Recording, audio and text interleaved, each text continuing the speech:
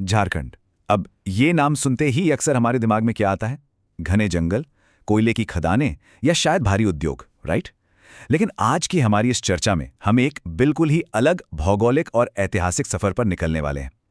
एक ऐसा सफर जो प्राचीन साम्राज्यों, सदियों पुरानी पौराणिक कथाओं और एक ऐसे अद्भुत आध्यात्मिक परिदृश्य से होकर गुजरता है जो इस राज्य की मिट्टी में एकदम गहराई तक बसा है। तो चलिए, बिना किसी देरी के इस रोमांचक इतिहास में उतरते हैं। देखिए, आज हम जिन भी जगहों की बात करेंगे उसका आधार ये आधिकारिक दस्तावेज है। ये स्रोत हमें झारखंड के उन पवित्र और ऐतिहासिक स्थलों का एक बहुत ही व्यवस्थित और प्रामाणिक विवरण देता है जो सदियों से आस्था और बेहतरीन वास्तुकला का केंद्र रहे हैं। तो आज का हमारा प्लान कुछ ऐसा है। हम शुरुआत करेंगे देवघर यानी मंदिरों के शहर से, फिर दुमका के पवित्र स्थलों की ओर मुड़ेंगे, उसके बाद गोड्डा के ऐतिहासिक मंदिरों को खंगालेंगे और अंत में हजारीबाग के गुफा मंदिरों तक पहुंचेंगे। तो चलिए, हमारे पहले पड़ाव से शुरू करते हैं। देवघर, जिसे मंदिरों का शहर भी कहा जाता है। इस पूरे इलाके का जो सबसे मुख्य केंद्र है वो है बैद्यनाथ मंदिर। धार्मिक ग्रंथों की माने तो यहाँ जो शिवलिंग है वो स्वयं रावण ने स्थापित किया था, इसीलिए इसे रावणेश्वर महादेव भी कहा जाता है। आज हम जो मंदिर देखते हैं ना, उसका निर्माण गिद्धौर राजवंश के राजा पूरणमल ने 1514 और 1515 के आसपास करवाया था। इस विशाल प्रांगण में कुल 22 अलग अलग मंदिर हैं और सबसे कमाल की बात तो यह है कि यहाँ पहुंचना कोई बच्चों का खेल नहीं है। भक्त सुल्तानगंज से 105 किलोमीटर की एक बेहद कठिन पदयात्रा करके यहाँ पहुंचते हैं। जरा सोचिए, 105 किलोमीटर, ये अपने आप में एक असीम समर्पण की कहानी कहता है। अब वास्तुकला से जुड़ा एक ऐसा फैक्ट जो शायद ही आपको पता हो। आमतौर पर आप किसी भी शिव मंदिर के शिखर पर क्या देखते हैं? एक त्रिशूल, है ना? लेकिन बैद्यनाथ देश का इकलौता ऐसा शिव मंदिर है जिसके शिखर पर त्रिशूल नहीं बल्कि पंचशूल स्थापित है, जिसमें 5 कांटे होते हैं। वास्तुकला के नजरिए से ये एक बहुत ही दुर्लभ और शानदार विसंगति है। इस जगह के धार्मिक महत्व को आप बस इन 2 नंबर से समझ लीजिए, 51 और 12। पूरे भारत के 51 शक्तिपीठों में से ये एक है और बात यहीं खत्म नहीं होती। भगवान शिव के 12 ज्योतिर्लिंगों में से एक, जिसे मनोकामना लिंग कहा जाता है, वो भी यहीं स्थित है। ये दोनों बातें मिलकर इसे एक जबरदस्त आध्यात्मिक केंद्र बनाती हैं। देवघर में वास्तुकला का एक और बेहतरीन नमूना है जिसे युगल मंदिर या नौलखा मंदिर कहा जाता है। अब इसका ये नाम कैसे पड़ा, ये कहानी बड़ी दिलचस्प है।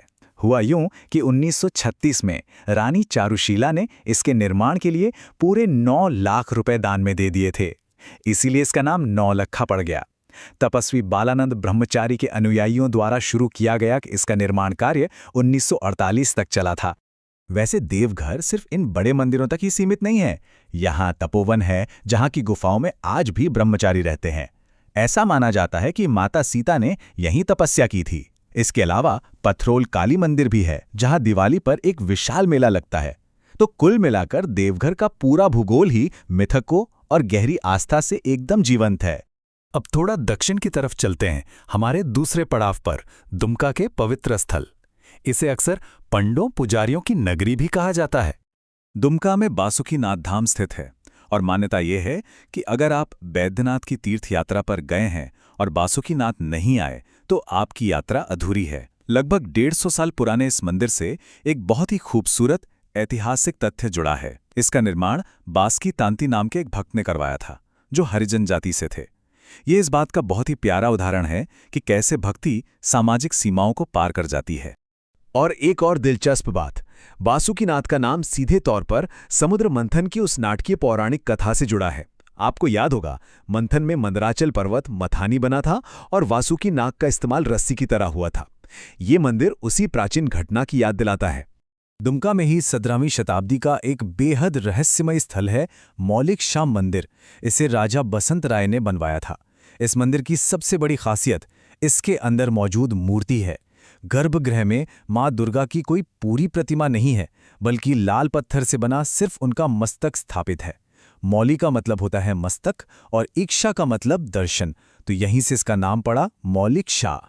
दुमका से आगे बढ़ने से पहले एक छोटा सा लेकिन बहुत ही खास जिक्र, मलूटी का।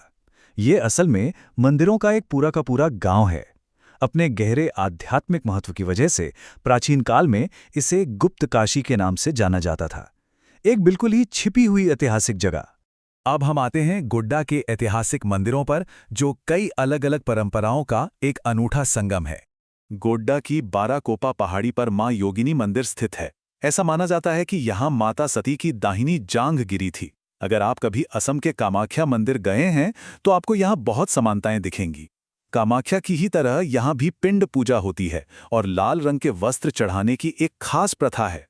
सबसे हैरान करने वाली बात तो ये है कि महाभारत में भी इसका जिक्र गुप्त योगिनी के नाम से मिलता है। और यहीं गोड्डा के मेहरमा इलाके में कहानी एक बिल्कुल नया मोड़ लेती है। बेलनीगढ़ मंदिर। अब आप सोचेंगे कि ये भी किसी देवी या देवता का मंदिर होगा, लेकिन नहीं, ये स्थान भगवान बुद्ध की स्मृतियों से जुड़ा है। ये दिखाता है कि इस पूरे क्षेत्र का धार्मिक इतिहास कितनी अलग अलग परतों से मिलकर बना है। हमारी इस यात्रा का अंतिम पड़ाव है हजारीबाग, और ये इलाका अपने रहस्यमय गुफा मंदिरों के लिए जाना जाता है। हजारीबाग की पहाड़ियों में, खासकर बादम गांव में, आपको प्राचीन गुफा वास्तुकला देखने को मिलेगी। 17वीं सदी के उत्तरार्ध में बनी ये 4 अलग अलग गुफाएं भगवान शिव को समर्पित हैं। उस जमाने में बिना आज जैसी टेक्नोलॉजी के पहाड़ों और प्रकृति के बीच ऐसा निर्माण करना सच में कमाल की इंजीनियरिंग है। तो इस पूरी चर्चा के बाद एक बहुत ही अहम सवाल हमारे सामने आता है। देवघर के पंचशूल से लेकर दुमका की खंडित लाल पत्थर की मूर्ति, गोड्डा में मिले बौद्ध अवशेष और हजारीबाग की ये शिव गुफाएं, ये सब कोई इत्तेफाक नहीं है। ये बताते हैं कि झारखंड सिर्फ कोयले और खनिजों का भंडार नहीं है, बल्कि ये सदियों पुराने सांस्कृतिक और आध्यात्मिक इतिहास का एक जीता जागता म्यूजियम है। मुझे यकीन है कि आज की इस चर्चा ने आपको इस क्षेत्र को एक बिल्कुल नए नजरिए से देखने पर मजबूर कर दिया होगा, क्योंकि सच तो यह है कि सतह के नीचे अभी भी बहुत कुछ जाना बाकी है।